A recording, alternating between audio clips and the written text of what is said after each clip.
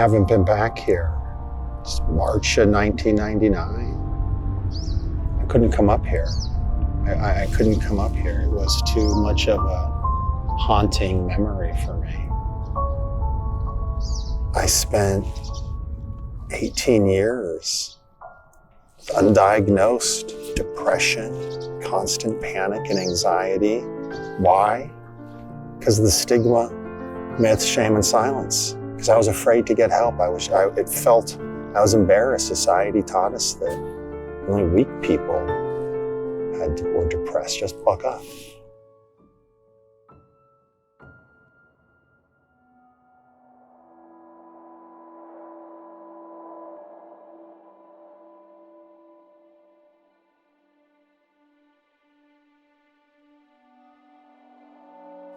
The only thing that's really clear in my memory is I showed up for work one day and it felt eerie in the office because my dad was always the first one there. So I called him and he didn't answer his phone. And so I drove down to his condo and I saw his car out front. And I used my key to open the door. And I found him in the kitchen. He had shot himself. Everything changed in my life. Everything changed. One of the two most important people in my life, poof, he was gone. The next 17 years, I needed so much help then. And I had no idea.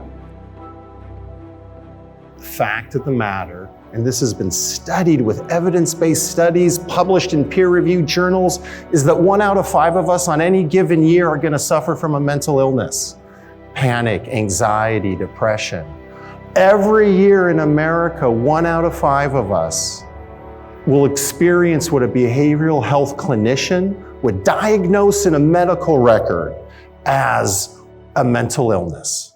The brutal truth is that this is happening in your organization today, in all of our organizations today.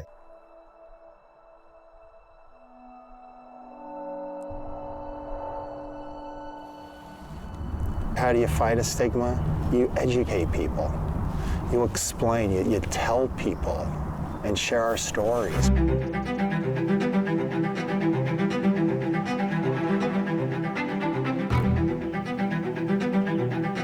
Mental health, it's just like physical health. If you injure your ankle and you don't take care of it, you end up hurting your knee, then you end up hurting your hip, then you end up hurting your other hip.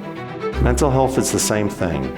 Finding my father's suicide was just like breaking my ankle, but I didn't get the help that I needed, so it got worse. It got a lot worse. I found my dad's suicide. I had just found my mom after she had passed. I knew how unhappy my life was. I knew mental illness was prevalent in my family, but the stigma, the shame, it prevented me from even admitting to myself that I needed any help. Thankfully, David Lake, that colleague at work, he saw the signs that I was struggling and he knew what to do, but mostly he had the compassion to do something about it. He had the courage, he had the love. He cleared his calendar. He called me into his office for a meeting about a phony project. He called me into his office for one reason, as a nice way to approach me, to encourage me to go get some help, professional help. Those 5 minutes were a turning point in my life. Those 5 minutes were perhaps the most gracious gift I've ever been given. Mental health first aid is easy to provide, and it can be life-altering when you provide it. What I want leaders to do, and we can change the world when we do this. If just every leader next year would say, I'm going to train my employees in mental health first aid this year. Game over. Now, 7 years later, I'm the happiest I have ever been. There is hope. I share my story with you all, because as I share my story with you, we all have our stories.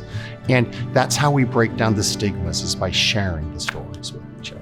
What would you do if 20% of your teammates on any given year were suffering from cancer? Would you take a class? Would you spend a day educating yourself? Would you spend 5 minutes of your time trying to help somebody? What kind of leader do you want to be? What kind of person do you want to be?